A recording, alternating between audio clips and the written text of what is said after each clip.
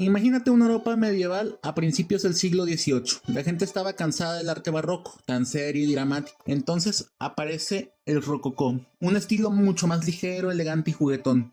Nada de solemnidad, aquí todo eran curvas suaves, colores pastel, detalles dorados y escenas que parecieran sacadas de un sueño. En arquitectura e interiores las habitaciones se llenaban de decoración fina, flores, espejos, luz. El rococó era básicamente un escape a un mundo bonito, sofisticado, lejos de los problemas políticos de la época. No duró demasiado, pero dejó una estética reconocible, finada, dulce y súper detallada. El periodo clásico regresó a los ideales de la antigüedad clásica, inspiración directa en Grecia y Roma, búsqueda de armonía, proporción, simetría, sencillez y orden, y rechazo del exceso decorativo del barroco y rococó. La razón como centro del pensamiento. Esto habla de la influencia en la ilustración, confianza en que la razón puede explicar y mejorar el mundo, equilibrio, moderación y claridad. Esto se refiere a las obras arquitectónicas, pictóricas y literarias. Buscan un estilo sobrio y equilibrado, composiciones limpias sin dramatismo exagerado. Se cuestionan monarquías absolutas y surgen ideas que llevan a la Revolución Francesa y a cambios sociales fuertes. Como características principales del periodo clásico, específicamente en la música, se encuentra la búsqueda del equilibrio y la claridad. Música ordenada, proporcionada y simétrica, evita lo excesivamente emocional del barroco. Melodías claras y cantables, melodías más simples, elegantes y fáciles de reconocer. Se prioriza la línea melódica sobre el contrapunto complejo. La orquesta se estandariza, se fijan bases de la orquesta moderna, instrumentos destacados como las cuerdas, base del sonido, maderas en pares, flautas, oboes, clarinetes, fagotes, metales con función clara, trompetas y trompas. Percusión muy limitada.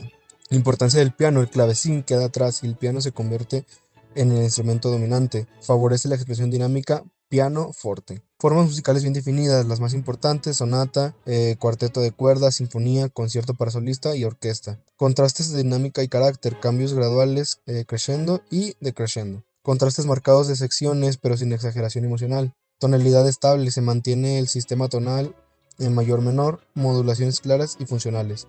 La sinfonía se convirtió en la forma orquestal suprema. Joseph Haydn, llamado el padre de la sinfonía, compuso más de 100 obras en este género, estableciendo su estructura definitiva en 4 movimientos. El primer movimiento usa la forma sonata, una arquitectura musical brillante, donde se presentan 2 temas contrastantes, se desarrollan y transforman, y finalmente regresan creando una sensación de resolución perfecta. El concierto evolucionó como un diálogo elegante entre un solista virtuoso y la orquesta. Mozart perfeccionó especialmente los conciertos para piano, incluyendo la cadenza, ese momento mágico donde el solista improvisa demostrando toda su habilidad técnica mientras la orquesta guarda silencio. La música de cámara encontró su forma más refinada en el cuarteto de cuerdas, 2 violines, viola y violonchelo conversando como 4 amigos en igualdad de condiciones. En cuanto a la música vocal, la ópera se dividió en varios estilos: la ópera seria con temas heroicos y mitológicos, la ópera bufa con personajes cotidianos y situaciones cómicas, y el Singspiel alemán que alternaba partes cantadas con diálogos hablados. Mozart dominó los 3 estilos magistralmente.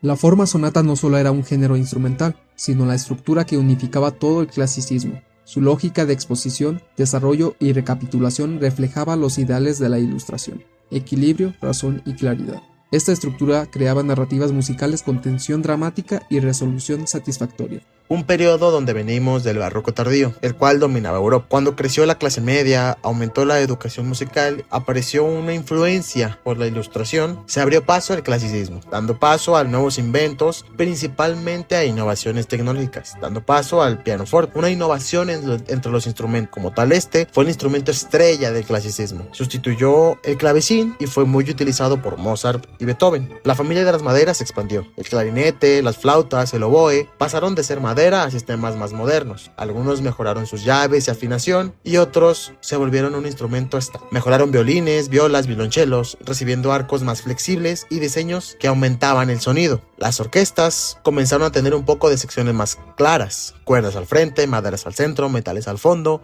timpaní para acentos y caracteres, aunque todavía la presencia de las percusiones no estaba en un buen papel, pero ya venía de una buena base. Imaginen una orquesta tan extraordinaria que los oyentes literalmente se levantaban de sus asientos por la emoción. Esa fue la orquesta de Mannheim. la agrupación que revolucionó la música europea en el siglo XVIII. Fundada en 1720 bajo el mecenazgo del elector Karl Theodor en Alemania, esta orquesta se convirtió en el modelo de lo que hoy conocemos como la orquesta moderna. ¿Qué la hacía tan especial? Primero, su tamaño. Contaba con aproximadamente 55 músicos, un número enorme para la época, pero más importante aún, su nivel técnico era simplemente incomparable. El historiador inglés Charles Burney la describió como un ejército de generales, donde cada músico era prácticamente un virtuoso. La orquesta de Mannheim inventó técnicas que hoy nos parecen obvias, pero que en ese entonces eran absolutamente revolucionarias. El crescendo, ese aumento gradual del volumen que crea tensión y emoción, y el diminuendo, su contraparte. También desarrollaron los famosos suspiros musicales, notas acentuadas seguidas de otras más suaves que transmitían expresividad emocional. El alma de esta revolución fue Johann Stamitz, quien llegó como violinista en 1741 y se convirtió en director musical en 1750. Stamitz compuso más de 50 sinfonías, específicamente para esta orquesta, consolidando la estructura de 4 movimientos que todos los grandes compositores adoptarían después: rápido, lento, minueto, rápido. Franz Joseph Haydn, de 1732 a 1809, fue un compositor austriaco clave del periodo clásico, considerado uno de los fundadores de este estilo y apodado de dos formas: el padre de la sinfonía y el padre del cuarteto de cuerdas. Sus aportaciones fueron decisivas para asentar las formas musicales que definieron el clasicismo, que es un estilo caracterizado por el equilibrio y la armonía. También es considerado el padre de la sinfonía porque fijó y estandarizó la estructura de 4 movimientos de la sinfonía clásica. También estableció la forma sonata para sus movimientos, que se utiliza comúnmente en el primer movimiento de la sinfonía, además de que compuso por ahí de unas 100 sonatas. Definió y consolidó el género, elevándolo de una forma de entretenimiento a una expresión artística compleja y sofisticada. Escribió 68 cuartetos de cuerda, establecieron la forma y la estructura que sería el modelo para generaciones posteriores, consolidando su influencia en compositores como Mozart y Beethoven. Hoy hablaremos de uno de los genios más brillantes de la historia de la música, Wolfgang Amadeus Mozart, nacido en 1756 en Salzburgo. Desde muy pequeño sorprendió al mundo con un talento y fuerza de lo común. Su padre Leopold Mozart, reconocido de inmediato por sus habilidades, y lo llevó de gira por Europa. En estas giras, Mozart